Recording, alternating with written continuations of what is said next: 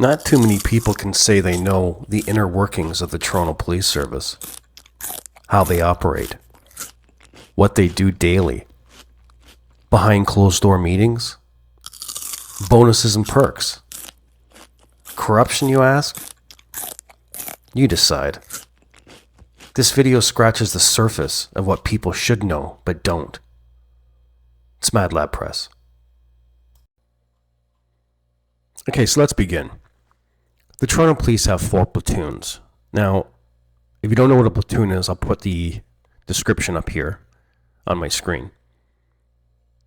So, the Toronto Police have 4 platoons, which are A, B, C, and D. It's changed since I was a cop. We used to have 5 platoons, but now they've gone down to 4.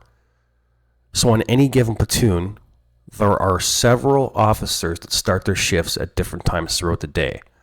So when I was a cop with Toronto, and I was working day shift, I would start at 6 a.m. So I'd have to arrive about half an hour before my shift started to change, to get my gun, to get my memo book, all the equipment that I needed for my shift. Every officer has to attend a parade every single time they start their shift. Now, a parade is the same thing as a roll call in the U.S., and it usually takes about 20 minutes at the start of every shift. Every cop has to go through it every time they start their shift. So in police jargon, a parade is a briefing where supervisors take attendance, they inspect uniforms, they inspect your equipment, they inform you the oncoming shift of any outstanding incidents that may have occurred, they inform officers of suspects to be looking out for, and relate any law or procedural changes and so on. Now during the parade, officers are given keys to their scout cars. Now a scout car is just a fancy name for a police car. I'm not sure why they use that, but they do. So from there, they are either working solo or they are partnered up with somebody. Now it was always stressful for everyone on parade when I was working.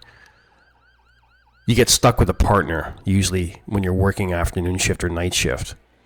And if you didn't like the person you were working with, you were stuck in that car with them for at least 10 hours, and it can be pretty difficult and awkward.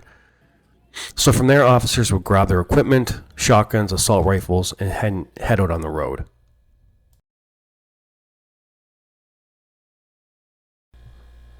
So here we have a list of municipal police services, and we're just going to scroll down here to the Toronto Police Service, and they carry 4 different types of Glock handguns: a Glock 17, a Glock 19, a Glock 22, and lastly, we got the Glock 27. They're made in Austria, and regular uniformed officers carry it, as well as detectives and the ETF, which is the Emergency Task Force. So that's your everyday sidearm that these police officers have. So the Toronto Police bought 50 of these C8 carbine assault rifles at a cost of $2,000 each, which cost them $100,000.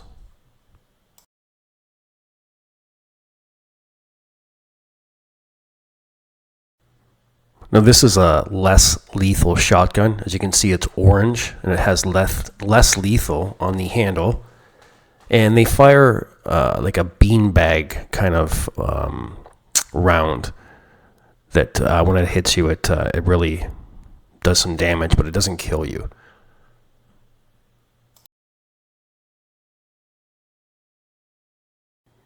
Now, officers are allowed, it's their choice whether they want to take out a shotgun for the day, but they usually carry a Remington 870 Police Magnum. Very powerful weapon, easy to use, and a lot of officers opt to use this instead of a C8 carbine. It's just a lot easier to use, and it has more stopping power in my opinion.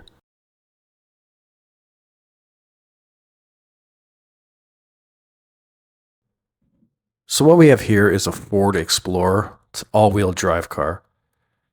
So on the very back of the car, there's 4 numbers. This one has to be 5110, as you can see by the yellow arrow. And what that means is that's their car number. It can also be their call sign. So if the dispatcher is looking for them, the dispatcher would call out 5110 on the air, and then the officers would respond accordingly. And sometimes, if you're lucky and the police officer's windows rolled down, they'll give you the finger.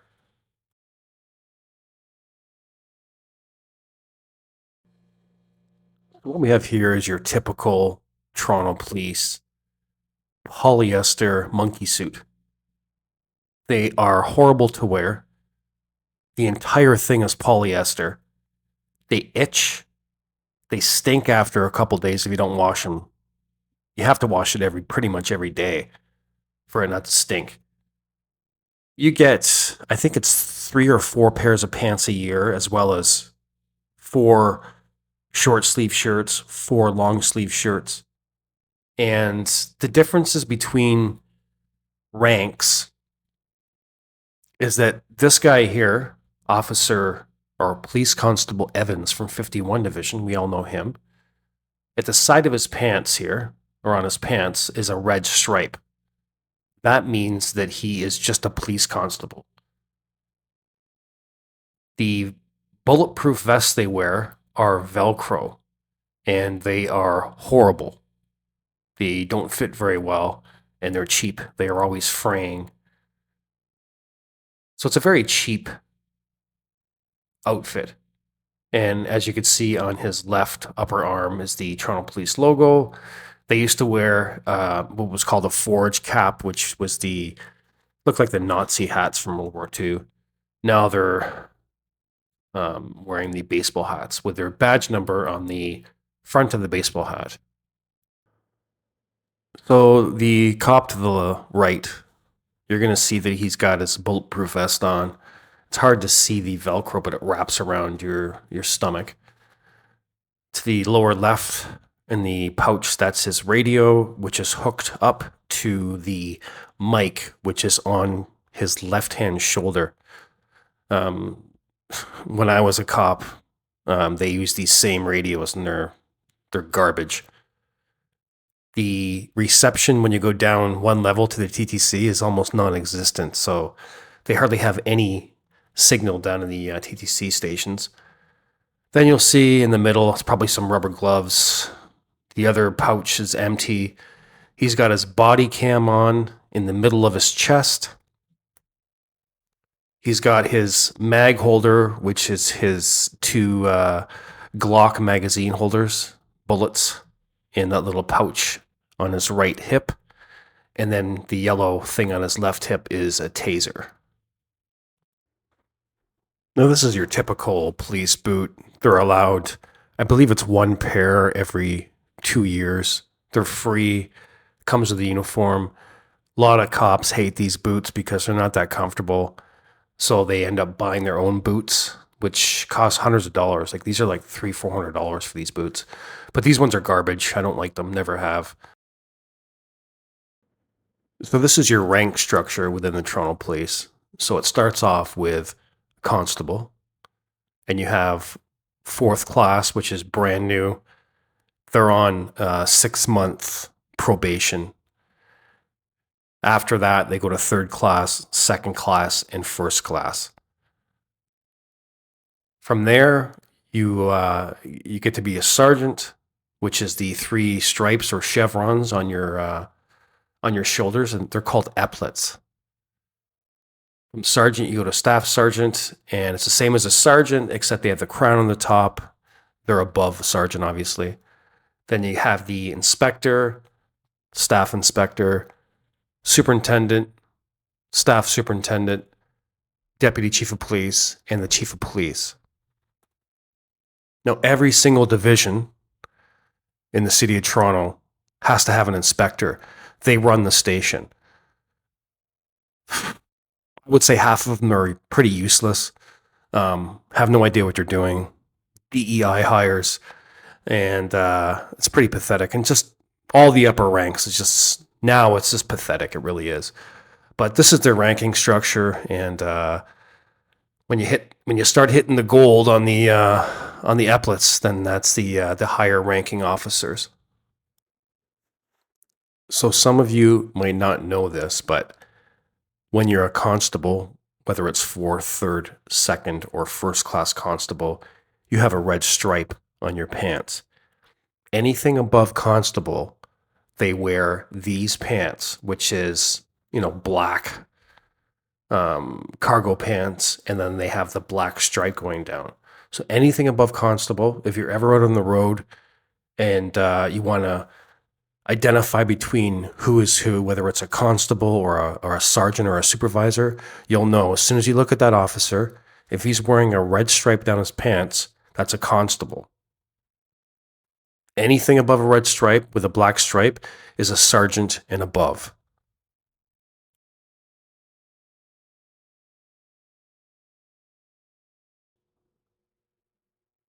So when I was working and I would start my shift, 9 times out of 10, I would have 1 or 2 arrests for the day. And officers will go out there and they will stop somebody and they will investigate them for whatever reason they have. And they will arrest somebody. After the investigation, if they find that it isn't a person or they don't have enough evidence in the person, they release them unconditionally. Now, this is a very tricky area because Toronto police especially use this and abuse it way too much. And I'm guilty of it. I did it also when I was a police officer. It's an easy way to stop somebody and detain them. So you're going to say you're under arrest, and after you do your investigation, you say, oh yeah, you're released unconditionally, no charges, no nothing. But in reality, what happens is it's called an arrest. So you've actually been arrested. And what the Toronto police do is they have to do a report, which is called a record of arrest. So anytime in the future, if you're stopped by a Toronto police officer and they run your name, date of birth, and so on, it'll come up that you have been arrested before. Even though the police officer told you there's no charges laid and you've been released unconditionally, it still shows a record of arrest with your name on it. And it's in that system for a long, long time.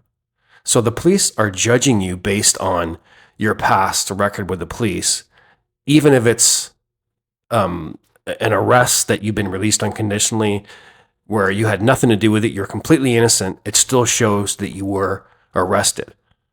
So this has to change big time. And it happened to Canada Cop Watch, as we're going to take a look here. Can you tell me your name or I'm going to put you in handcuffs? Name and badge number. I told you, ring cuff 65896. Do you want to know? That's what I'm telling you. You can pull your mask down, tell me your name, and you can walk away, or you can videotape us. That's perfectly fine. But right now I'm investigating for someone that videotapes us all the time that has 2 active warrants out. Now, you can tell me your name, or you're going to What are these handcuffs. warrants for? Okay, you're going to put in handcuffs. I'm going to ask you, what are the warrants for?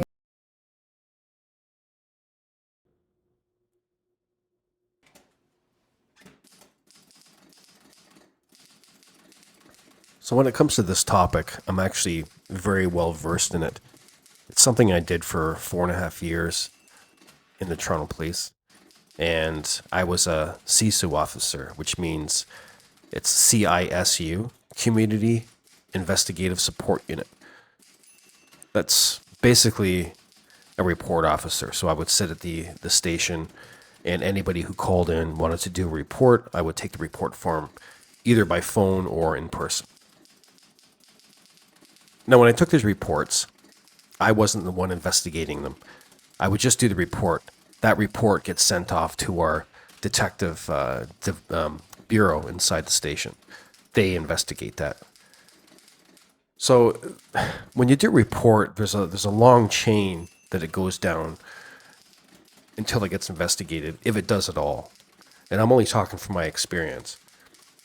But when I was a police officer and I was taking these reports, and they would get sent back, people would call me on a constant basis, asking updates for their report and what's happening, and I wouldn't have the answers because that's the detective's job to investigate it.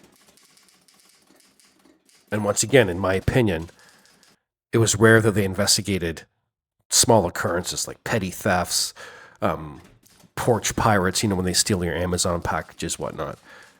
Those reports get filed away. Now, I had this boss who was a pain in my ass, and the guy was a real jerk. All he cared about was clearing occurrences to make himself look good. So what he used to make us do is he used to say, clear all the occurrences. Don't bother investigating them, just clear them. And I was clearing occurrences like a lot on a daily basis, just so the big boss wouldn't give him shit for all these occurrences that haven't been investigated. It's a pretty pathetic thing when you think about it.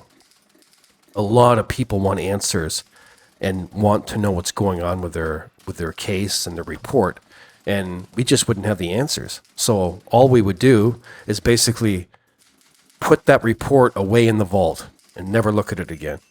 And that's the pathetic part about the Toronto Police Service, in my opinion, and in my experience, that if somebody does a report that doesn't really mount up to anything, there's no point because it just gets filed away. You get ignored, and I have yet to see a detective call somebody regarding a stolen phone or a stolen wallet or something. It's pretty pathetic. Now, on any given shift, any cop out there within the Toronto Police Service gets free stuff. Now, I'm going to let you decide whether you think it's corrupt or whether they deserve it. A lot of cops that I talk to think they deserve it. And some of the perks they get are free Tim Hortons. They get free coffees all the time. They get free McDonald's once in a while. They get free pizza slices.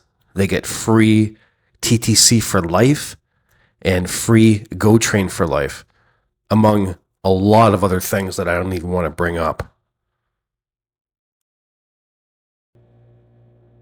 So I got a funny story for you before we move on. So I used to work with this guy during the day, and he was so cheap that he used to know where all the free food and free drinks were within our division. So this guy used to drive around with me in the car, and when you go to Pizza, you get a free slice of pizza. But the police code is that you have to buy a can of pop. You know, give them a loonie in the counter, and then you get a pop and a free slice of pizza. So what this guy used to do is he used to go in at around noon to the first pizza, go in, get a free slice of pizza, not give the guy a loonie for the pop or anything, and then leave. And then he would eat the pizza in the car, and then after he ate the pizza, he would go to a second pizza and get another free slice. So this guy would go around for the next hour collecting free slices, which would probably equal a full pizza, and he got it all for free. Now, to me, that's abusing his position as a police officer, and I used to hate that.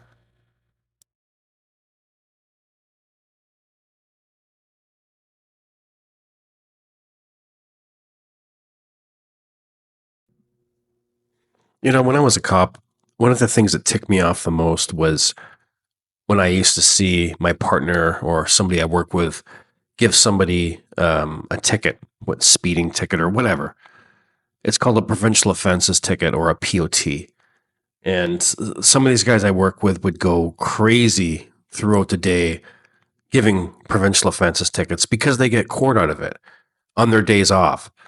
So when they're on their days off, they can go to court, and it's basically overtime money. You can make a lot of money a year going to court. So that's what these guys do. They give a lot of tickets to people. And whenever I'd see them give a ticket to somebody, they would never tell them what to do. So I'm here to tell you what to do.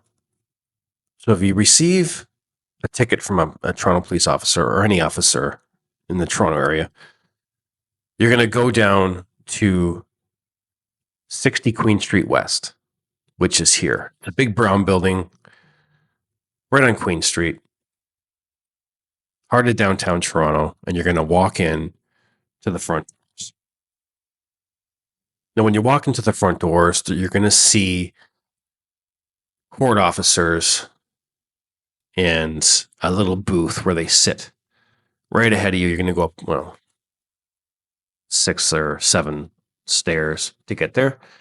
And They don't let you film inside. They let you take pictures, but they won't let you film, which is ridiculous to me. But where this gentleman here is in front of me, to the left, you're going to walk right down that hallway, and there's your first door, and it says Provincial Offenses tickets. You're going to walk downstairs one level, and there's 4 to 5 kiosks there where you can fight your ticket. So at 60 Queen Street West in Toronto, you're going to walk in the front doors, go past security, walk to the left, and you're going to go down one flight of stairs, and you're going to see where you can fight your Provincial Offenses tickets that you've gotten from one of these tyrants. And remember, you can always fight your ticket. Never plead guilty. So much can happen between you pleading not guilty on your ticket until your court date comes. And a lot of times, cops won't show up for court. As soon as they don't show up for court, your case gets tossed right away. Just something to think about.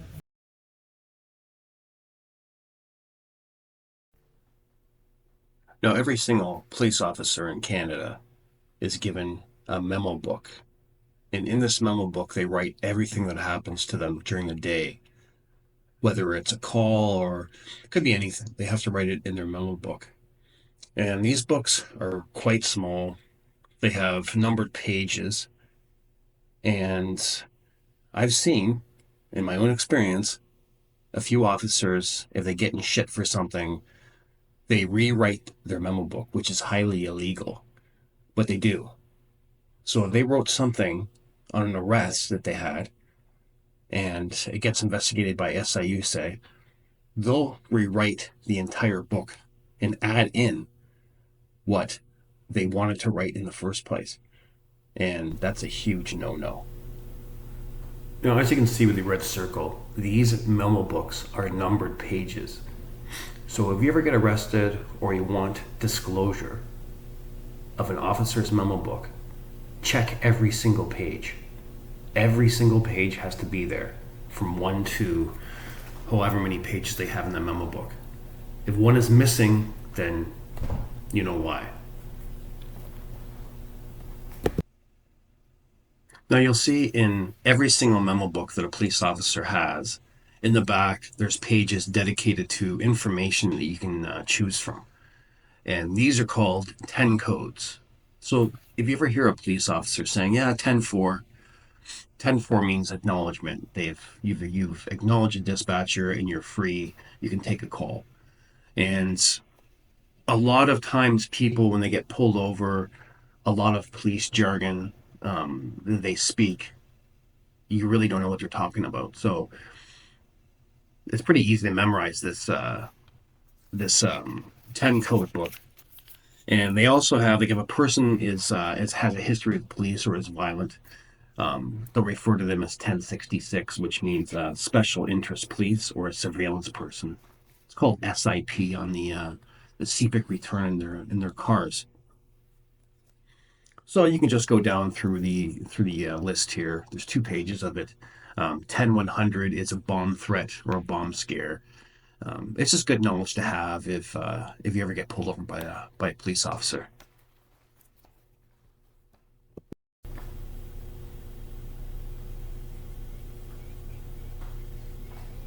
Now I'm going to leave the best for last, but this topic is the number one pet peeve for me.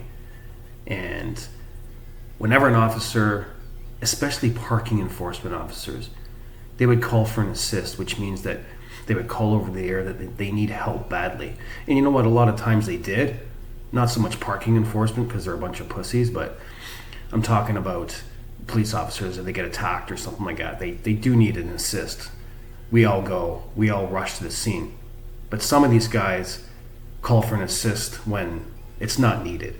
And it's extremely dangerous. A lot of these cops will drop everything they're doing, rush through the city, driving an insane speed, guns pulled, everybody has their guns out, and nobody knows what the hell is going on.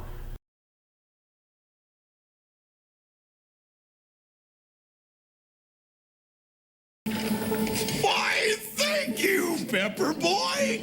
That's the perfect amount of pepper. Right